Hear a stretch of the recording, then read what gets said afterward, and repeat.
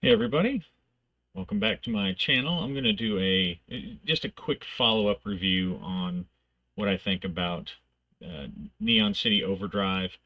Uh, I just did a playthrough, and you really should be able to see how it's played, how it works through it. And I thought I'd just finish up with some final thoughts on my opinions on the games.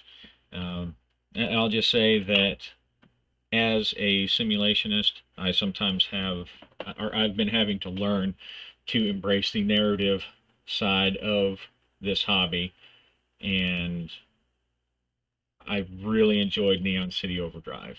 This is a game that excels at providing the theme without bogging down the details. There's just enough information in there, just enough meat, just enough foundation that you can run a good, you know, trope-filled cyberpunk game.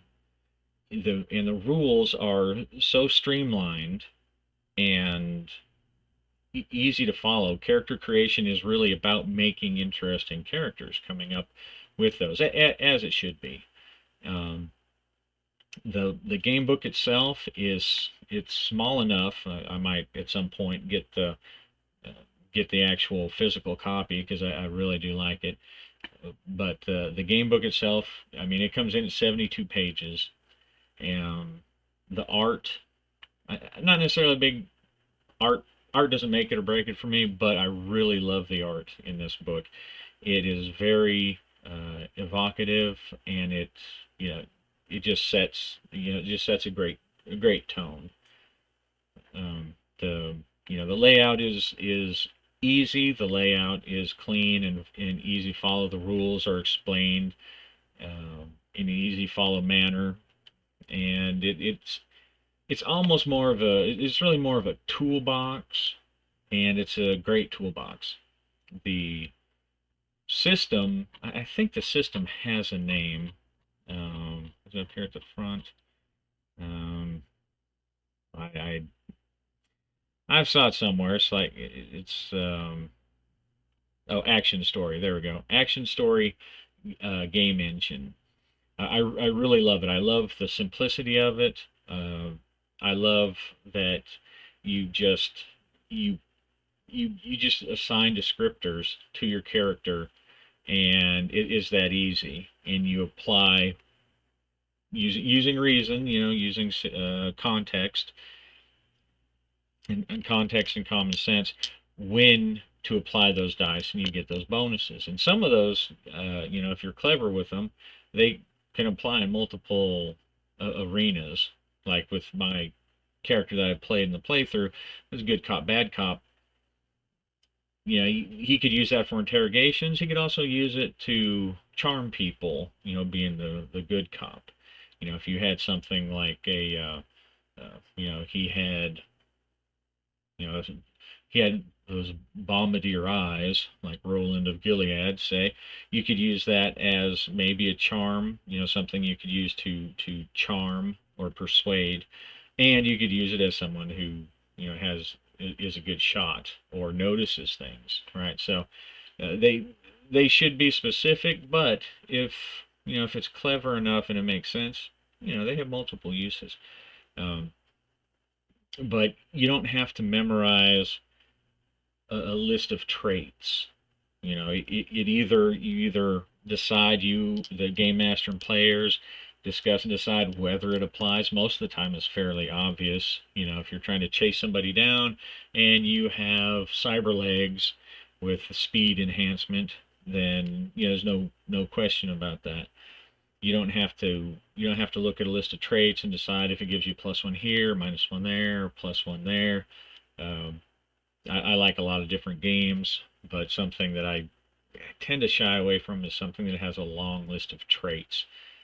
Mostly because as a GM, I sometimes I have to keep looking up what is this bad guys, what's this NPC's trait do?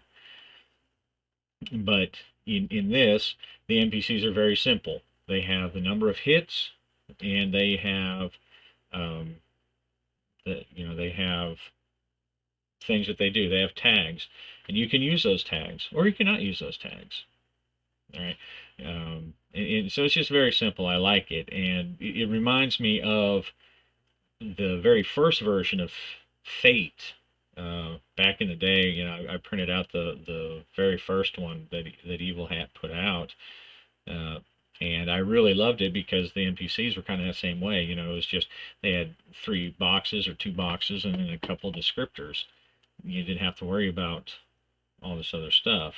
And as a simulationist, like I keep saying over and over, uh, it was actually a nice break to be able to do that. I don't have to crunch any numbers or figure anything out. I just have to hit him a couple times, and these are the things that he might do in the fight.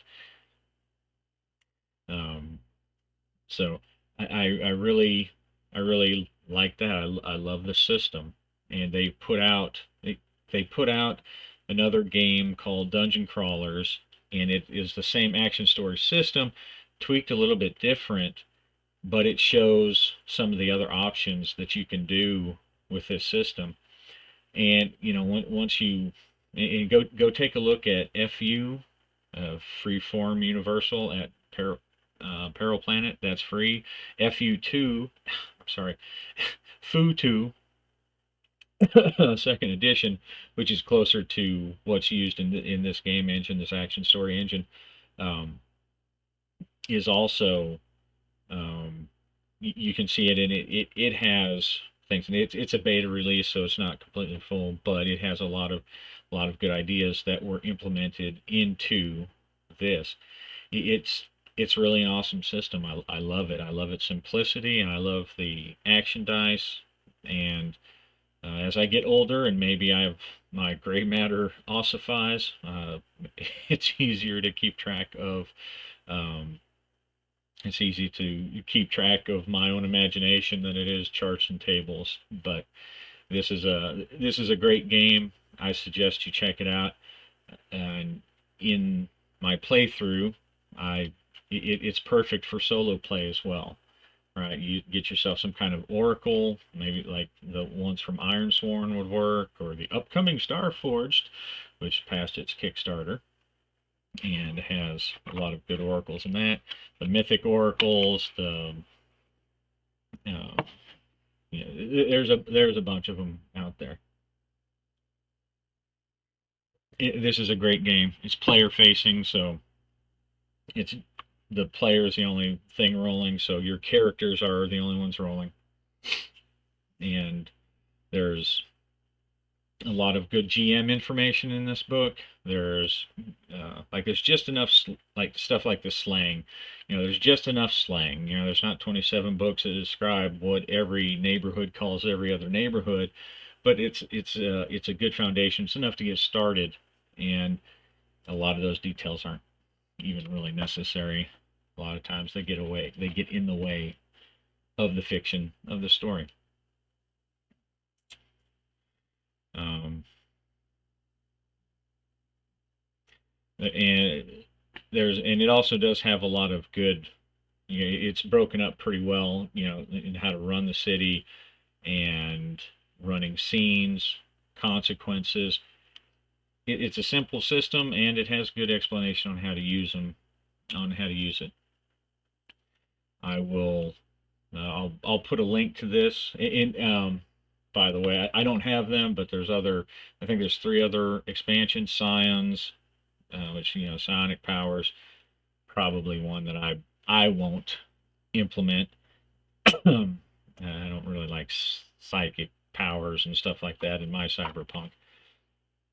Um, but yeah, I'll probably get it because it probably does have some great ideas in it that to incorporate skins, um, which I think talks about like the androids and artificial people, and then the grid, I think, which is all about the cyberpunk. I haven't read or the hacking the grid. being a cyber hacker or whatever. I haven't read any of those, so I don't know anything about them. But I highly recommend this. I'll put a link to it in the description. I don't have any affiliate links or anything, so if you want to check it out, go grab one of your other favorite gamer YouTuber people and use their affiliate link, and then hop over and search Drive Through RPG for Neon City Overdrive, NCO. And that's just a pretty cool name too. I mean, that really, it really, I think captures the essence of the cyberpunk. All right, and it's just so simple. Neon City Overdrive. Um, oops, get up there. It's just a good title. It's a good title. It's a great game. Like I said, if you want to see how it is played, how the dice pool works, I just ran through a little mini solo character arc, and had a great time doing it. So, and this game is also set up. I mean, you don't have to play it solo. I just played it solo, but it is definitely designed to be played with different characters, a group of cyberpunks. So, uh, anyway, thanks for watching. I hope this was useful. This is one of my new favorites. I like this game a lot. Click on the bell and the like and the subscribe and all that stuff if you want to.